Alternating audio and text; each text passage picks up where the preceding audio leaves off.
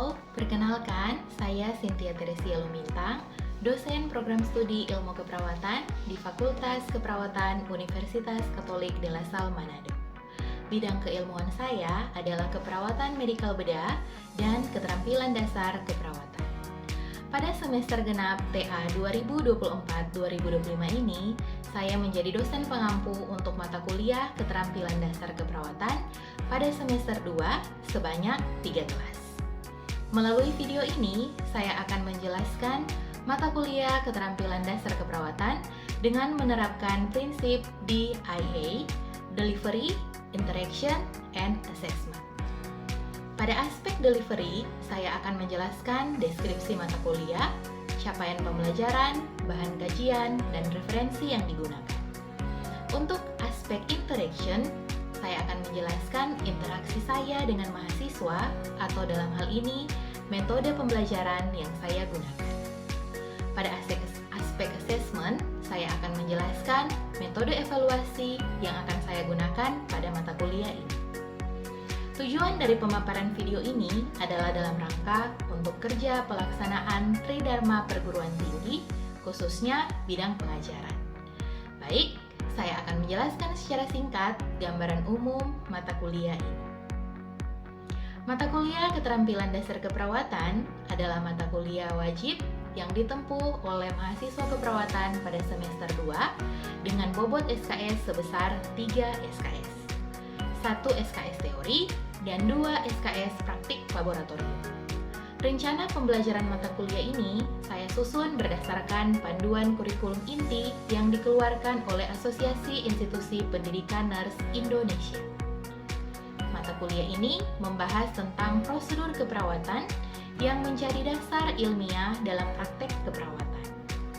Capaian pembelajaran dalam mata kuliah ini yaitu setelah mengikuti proses pembelajaran pada mata kuliah keterampilan dasar keperawatan, diharapkan mahasiswa keperawatan Unika de La Salle Manado mampu melakukan pengkajian keperawatan, mempersiapkan pasien untuk pemeriksaan penunjang, menerapkan prinsip dan prosedur pengendalian infeksi dan patient safety, mendemonstrasikan pemberian medikasi dan perawatan luka sederhana.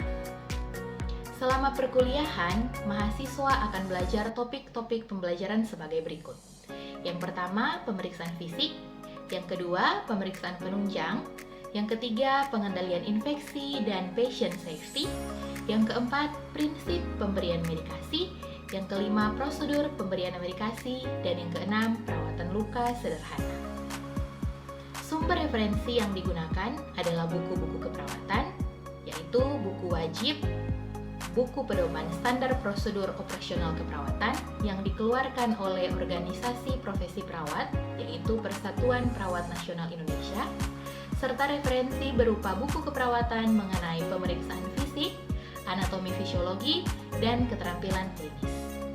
Sumber pembelajaran ini saya juga bagikan melalui Google Classroom, sehingga bisa diakses oleh mahasiswa setiap saat. Perkuliahan keterampilan dasar keperawatan menggunakan metode pembelajaran Student Centered Learning, di mana mahasiswa menjadi pusat pembelajaran, sehingga mahasiswa bisa semakin aktif dan kritis untuk mengeksplorasi materi-materi yang diberikan. Proses perkuliahan ini dilakukan selama 14 kali tatap muka dan 2 kali tatap muka untuk ujian tengah semester dan ujian akhir semester, sehingga total pertemuan adalah 16 kali. Selanjutnya, metode pembelajaran SCL yang saya gunakan adalah mini lecture dan demonstrasi. Pada metode mini lecture, saya akan menjelaskan mengenai prinsip pemeriksaan fisik dan prinsip pemberian medikasi. Kemudian, metode demonstrasi akan saya lakukan untuk prosedur pemeriksaan fisik, pemberian medikasi, dan perawatan luka yang kemudian akan dipraktekkan satu persatu oleh setiap mahasiswa. Pada bagian evaluasi pembelajaran, mata kuliah ini memiliki komponen evaluasi ujian tengah semester, ujian akhir semester, praktik laboratorium yang sesuai dengan rubrik penilaian. Demikianlah penjelasan singkat untuk perkuliahan keterampilan dasar keperawatan. Selanjutnya akan saya tampilkan video pembelajaran. Oke,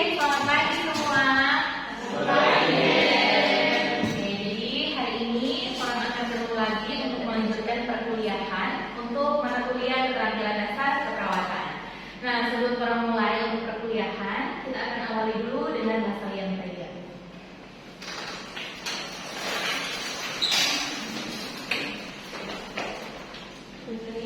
Let us remember that we are in the holy presence of God. Together, I will continue, my God, to show my actions for the love of you. Saint John Baptist de La Salle, Pray for us. with Jesus in our hearts forever. Oke, jadi pada hari ini, sebelum melanjutkan untuk materi hari ini, saya mau mengulas sedikit tentang pertemuan kita yang di minggu lalu. Itu tentang safe handling patient. Jadi kira-kira siapa yang boleh atau masih ingat tentang pertemuan kita yang minggu lalu itu seperti apa? Oke, silakan, Kena. Jadi kemarin atau minggu lalu kita belajar tentang safe handling patient atau penanganan pasien yang aman. Itu adalah mencegah pendekatan untuk mengurangi risiko cedera pada perawat atau petugas kesehatan dalam memindahkan atau mengangkat atau memindahkan posisi pasien. Oke, bagus sekali, Nek. Jadi sebelum masuk materi berikut, saya mau ingatkan jangan lupa untuk materi yang itu karena sangat penting untuk memperhatikan keselamatan dari pasien maupun kita juga sebagai perawat yang memberikan pertolongan atau bantuan kepada pasien dalam memindahkan posisi. Jadi misalnya dari tempat tidur ke kursi roda ke tempat tidur, ataupun pada saat pasien mau berdiri, berjalan dan dibantu oleh perawat. Jadi yang perlu diperhatikan itu bukan hanya keselamatan dari si pasien saja, tapi juga keselamatan dari kita sebagai perawat. Oke, nah itu pertemuan yang di minggu lalu. Saat ini kita masuk sesuai dengan EPS, kita tiba pada pertemuan yang ke-11 tentang prinsip pemberian medikasi. Jadi ada yang sudah pernah dengar tentang ini? Atau yang tentang obat-obat sudah pernah dengar? Sudah? Nah, oke.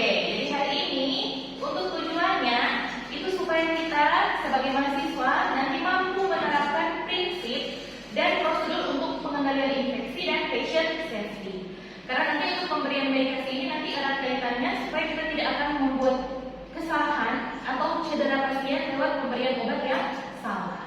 Oke, nanti kita lihat untuk urut-urutannya seperti ini. Jadi berdasarkan dari Nursing Drug Handbook itu ada 8 benar untuk pemberian medikasi. Nah, jadi untuk 8 benar pemberian medikasi kita akan lihat satu persatu seperti ini. Untuk yang pertama itu ada yang namanya benar pasien. Nah, untuk benar pasien ada 2 hal yang harus kita konfirmasi, ya, yaitu yang pertama dia punya nama dan yang berikut adalah tanggal lahir. Karena kemungkinan untuk pasien yang masuk bisa saja 2 orang itu punya nama yang sama. Jadi untuk konfirmasi tambahan kita butuh yang namanya tanggal lahir. Oke? Nah, yang berikut yang kedua adalah yang namanya benar obat. Untuk benar obat kita akan memeriksa kembali nama dari obat tersebut dan disesuaikan dengan resep. Terus cek kembali jangan sampai obatnya itu kadaluarsa. Oke, untuk yang ketiga itu adalah benar dosis. Jadi untuk benar dosis kita harus memperhatikan jumlah satuan serta yang tertera di obat itu apakah mikrogram, miligram atau gram. Oke, jadi contoh misalnya pasienmu itu membutuhkan obat paracetamol 1000 mg. Terus yang tersedia hanya paracetamol 500 mg. Berapa tablet yang harus kalian berikan? 2, karena kita akan memenuhi dosis sebanyak 1000 mg. Oke, jadi seperti itu. Atau contoh lainnya misalnya pasiennya anak-anak. Biasanya anak-anak itu hanya diresepkan setengah atau 250 mg. Sediaanku itu ada 500 mg. Jadi berapa tablet yang akan kalian kasih? Setengah tablet. Oke, sehingga kita bisa memenuhi dosis yang tepat. Oke, yang berikut atau yang keempat itu adalah benar rute. Oke, nah untuk benar rute kita akan melihat apakah obat itu akan diberikan secara apa? Lewat hidung kah, mulut kah, mata, telinga, atau kita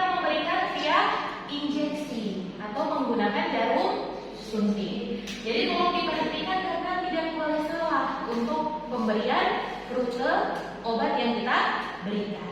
Oke. Kemudian yang berikut, kita harus memperhatikan itu benar waktu. Jadi di obat yang diresepkan biasanya akan tertulis obatnya itu diminum sehari sekali, 2 kali sehari, atau 3 kali sehari. Nah, yang sebetulnya kita harus menghitung berdasarkan 1 hari penuh atau berdasarkan 24 jam. Jadi kalau misalnya 1 hari sekali, berarti kita berikan setiap 24 jam. Kalau 2 kali sehari, kita berikan setiap 12 jam. Dan kalau 3 kali sehari, kita berikan setiap 8 jam. Ada additional atau tambahan untuk pemberian waktu bila mana obat itu diberikan hanya saat diperlukan. Contoh misalnya, Bu, Bapak ketika sudah terasa nyeri, silakan minum obat nyeri. Atau misalnya demam, tetapi misalnya pasiennya sudah diatasi dia punya demam, tapi untuk jaga-jaga diberikan. Bapak atau Ibu, ini demamnya sudah teratasi, tapi kalau misalnya muncul kembali, silakan diminum. Itu yang disebut dengan obat kalau perlu. Oke? Sampai sini boleh? Boleh. Nah, kita lanjut. Yang berikut adalah benar dokumentasi. Oke? Untuk benar dokumentasi, kita harus mencatat tanggal dan jamnya. Kemudian dia punya dosis, dia punya rute untuk pemberian obat, serta yang paling penting perawat punya tanda tangan di dalam buku pemberian obat.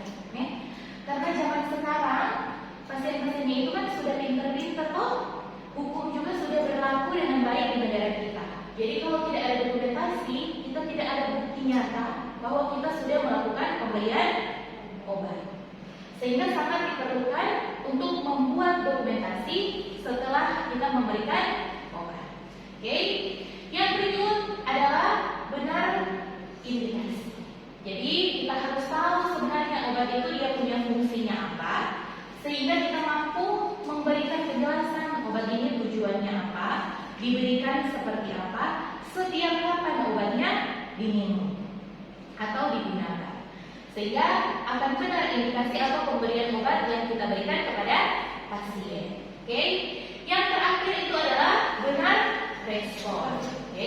Respon yang dimaksud tentunya adalah respon dari si pasien. Contoh, kalian kasih obat panas supaya pasiennya turun dia punya demam. Atau kalian kasih obat nyeri supaya hilang dia punya nyeri. Jadi yang kita maksudkan dengan pemberian respon adalah kita memastikan bahwa obatnya sesuai resep dan menghasilkan efek yang diharapkan dari pemberian obat tersebut. Oke? Nah, itulah 8 pemberian obat. Ini adalah daftar pustaka yang saya gunakan untuk materi hari ini. Dan yang berikut kita masuk dalam proses tanya jawab. Oke? Silakan boleh angkat tangan dan mengajukan pertanyaan bagi yang punya pertanyaan terkait materi yang sudah saya sampaikan. Oke, silakan silakan. Baiknya, pertanyaan saya itu bagaimana atau langkah apa yang harus kita ambil jika label obat itu sudah rusak atau sudah tidak terbaca jelas? Oke, silakan dulu. Jadi untuk kasus seperti ini betul ya, karena di rumah sakit kita akan mendapatkan mungkin obatnya sudah tidak bisa dibaca karena labelnya itu mulai terhapus atau hilang secara perlahan-lahan. Nah, jika menemui hal tersebut, obatnya jangan diberikan. Kita harus kembali ke apotek atau farmasi yang ada di rumah sakit, lalu kita menanyakan kembali untuk diperiksa obatnya ini obat apa. Karena di dalam benar tadi kita harus make sure kan dia punya nama obat, dia punya tanggal kadaluarsa. Karena kalau labelnya mulai terhapus, itu nanti tidak jelas untuk memberikan informasi terkait indikasi yang akan kita berikan. Oke, bagus kan saya pertanyaannya. Selanjutnya ada lagi yang mau tanya? Silakan. Oke, silakan berdiri dan ajukan pertanyaan. Izin bertanya, bagaimana cara memastikan bahwa obat yang diberikan sudah benar jika pada saat itu ada 2 obat yang memiliki nama yang mirip? Oke. Jadi kalau untuk yang mirip ya, jadi memang kadang di rumah sakit selain ada obat yang dia punya nama itu mirip, ada yang mirip juga dia punya label atau dia punya kemasan. Warnanya sama, tulisannya sama, bahkan penyebutannya juga kadang kalau kita bicara cepat-cepat terdengar mirip. Jika menemukan hal yang seperti itu, maka kita harus melakukan yang namanya triple check. Jadi yang pertama, kita harus mengecek obat itu sebelum kita ambil. Jadi sebelum kita ambil, kita baca kembali, oke? Kemudian yang kedua, kita baca lagi obat itu pada saat kita menyiapkan obatnya. Kan obat-obat harus kita persiapkan dulu, misalnya seperti yang tadi, berapa tablet yang dibutuhkan, berapa miligram yang dibutuhkan, atau untuk obat-obat injeksi kita harus mungkin mencampurkannya dengan cairan injeksi terlebih dahulu. Jadi itu adalah momen kedua untuk kita melakukan pengecekan obat. Tadi kan memang ada triple check toh. Yang terakhir kita cek lagi sebelum kita berikan ke pasien. Sehingga harapannya dengan adanya 3 kali pengecekan ini, kita tentu akan meminimalisir kesalahan yang akan kita buat. Jadi kita lakukan pengecekan saat kita ambil, pengecekan saat kita menyiapkan, dan yang terakhir pengecekan sebelum kita memberikan kepada pasien. Oke? Sehingga sebisa mungkin dalam pemberian obat itu tidak akan ada kesalahan. Karena seperti yang Mem pernah jelaskan juga di pertemuan-pertemuan sebelumnya, kita ini berhadapan dengan manusia. Kita tidak mungkin atau kita sebisa mungkin menghindari berbuat kesalahan. Apalagi untuk obat ya, teman-teman, karena obat itu sekali kita berikan, kita sudah berikan lewat suntikan atau kita berikan lewat minum, tidak mungkin kita menekan tombol undo, cancel, ya kan? Tidak ada kan di dalam pemberian obat untuk kita batalkan. Tidak seperti sistem yang dari komputer atau laptop atau handphone yang bisa secepat mungkin kita cancel. Sehingga sebisa mungkin kita meminimalisir terjadinya kesalahan atau human error dalam pemberian medikasi. Oke, boleh dimengerti tidak tadi? Oke, jadi untuk yang teman-teman lain juga seperti itu ya. Kita ingat untuk melakukan yang namanya triple check atau 3 kali pengecekan. Oke, berikut apakah ada lagi yang ingin bertanya? Oke, silakan Jadi. Izin bertanya, bagaimana perawat memastikan pasien memahami manfaat dan efek samping dari obat yang diberikan? Oke, silakan dulu. Nah, jadi untuk supaya pasien kita benar-benar paham, hal pertama yang kita lakukan itu adalah menggunakan bahasa yang sederhana. Jadi kadang kita karena tenaga medis sudah terlalu banyak bahasa anatomi kan, kadang kita pakai bahasa-bahasa yang kita gunakan dengan sesama sejawat kita atau dengan dokter. Sementara pasien-pasien kita ini itu kan datang dari berbagai macam latar belakang. Belum tentu dia akan paham dengan bahasa yang kita gunakan kalau kita pakai istilah-istilah medis. Sehingga supaya pasien itu bisa benar-benar paham, silakan gunakan bahasa yang sederhana dan mudah dipahami, serta yang tepat juga untuk pasien, sehingga pasienmu itu bisa mendapatkan informasi yang tepat terkait obat yang diberikan. Misalnya Anda juga mungkin bekerja besok-besok di lokasi yang tempat Anda berada atau daerah tempat Anda berasal. Silakan menggunakan bahasa daerah tempat itu yang bahkan bisa lebih dimengerti dan bisa lebih dipahami oleh pasien. Jadi contoh di sini karena kita areanya Manado, silakan bisa pakai bahasa Manado supaya pasiennya itu bisa lebih paham dengan apa yang dijelaskan oleh perawat. Jadi pada intinya kita menggunakan bahasa Indonesia yang baik dan benar untuk pengantar di seluruh negara kita. Tapi kalau ada case-case khusus seperti itu, kalian kebetulan bertugas di daerah asal atau kalian paham bahasa daerah tempat itu bahkan lebih baik. Supaya si pasien dan keluarganya bisa menerima informasi dengan lebih cepat, karena dia bisa paham lebih cepat karena pakai bahasanya dia. Oke, jadi itu sebenarnya intinya supaya kita itu bisa memberikan informasi dengan tepat kepada pasien. Boleh? Oke. Baik, ada lagi kan yang ingin bertanya tentang materi yang sudah saya berikan tadi? Boleh mengerti? Oke. memberikan kesempatan bertanya, sekarang saya akan mengajukan pertanyaan sebagai evaluasi apakah materi yang tadi memberikan itu bisa dimengerti atau ditangkap dan dipahami. Oke, jadi yang pertama yang ingin tanya, adakah yang boleh menjelaskan seperti apa benar pasien yang harus kita lakukan? Bagaimana benar pasien? Oke, silakan. Benar pasien yang pertama tanya pasien punya nama. Yang kedua tanya tanggal lahir, apakah sama atau tidak. Yang berikut boleh lagi tambahkan yang nomor rekening untuk memastikan. Oke, bagus sekali. Kita beri aplaus untuk sang dia. Jadi betul ya teman-teman, benar pasien itu yang paling penting adalah dia punya nama. Baru yang kedua dia punya tanggal lahir. Kalau kita masih ragu, atau kita ingin sangat-sangat memastikan, cek kembali dia punya nomor rekening. Oke, bagus ya. Tolong diingat, karena ini hal yang paling dasar ketika kita akan memberikan obat kepada pasien. Oke, berikut yang kedua tentang benar waktu. Adakah yang boleh menjelaskan tentang bagaimana itu sebenarnya benar waktu dalam pemberian obat? Oke, silakan. Benar waktu atau frekuensi pemberian obat yaitu 1 kali 24 jam, 2 kali 1 24 jam, 3 kali 1 8 jam, dan 2 kali 1 12 jam. Oke, betul. Kita berikan aplaus. Jadi jangan sampai kita menerapkan kebiasaan sehari-hari.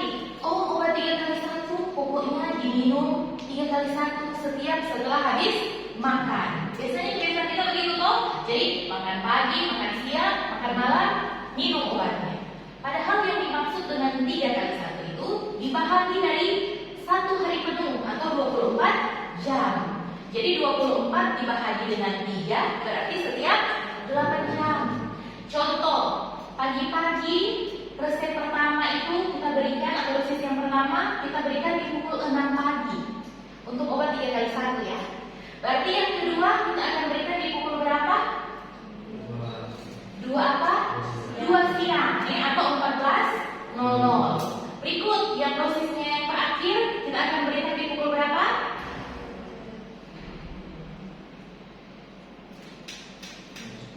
Pukul berapa? Atau 22 ya. Jadi 10 malam.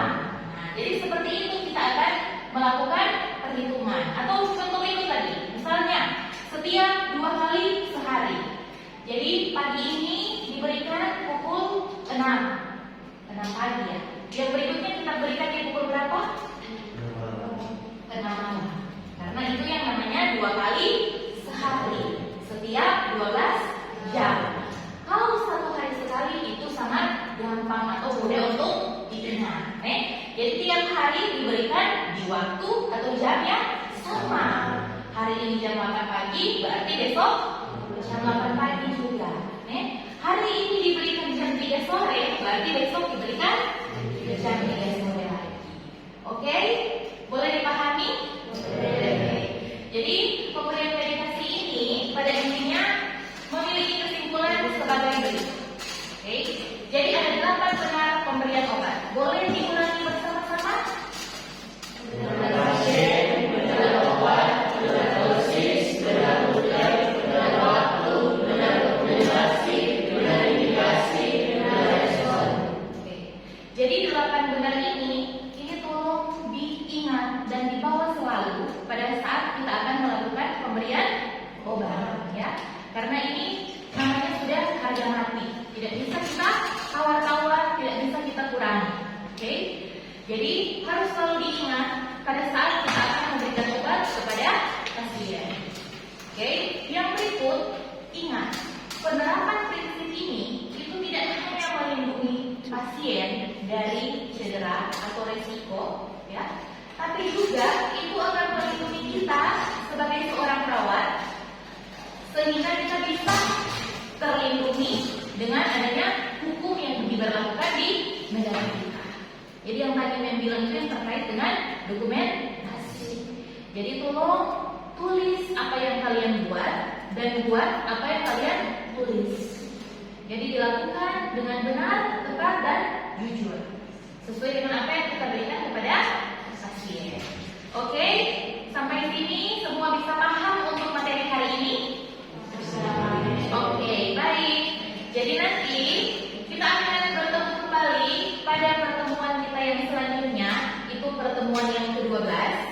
Jadi nanti di pertemuan yang ke-12 nanti kita akan mempelajari tentang prosedur untuk pemberian medikasi oral dan topikal.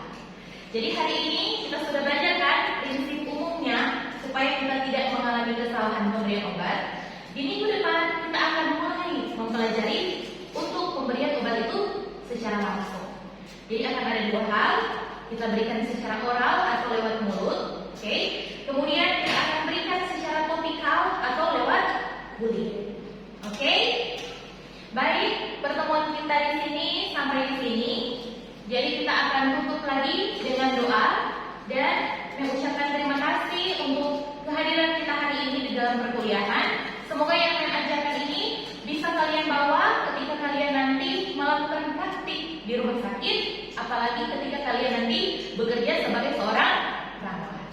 Oke, kita tutup dengan doa rasa yang mulia.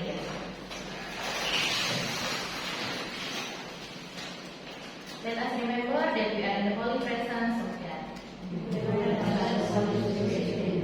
Together, I will continue, O my God, to do my actions for the love of you. Saint John Baptist de La Salle, pray for us. With Jesus in our hearts, forever.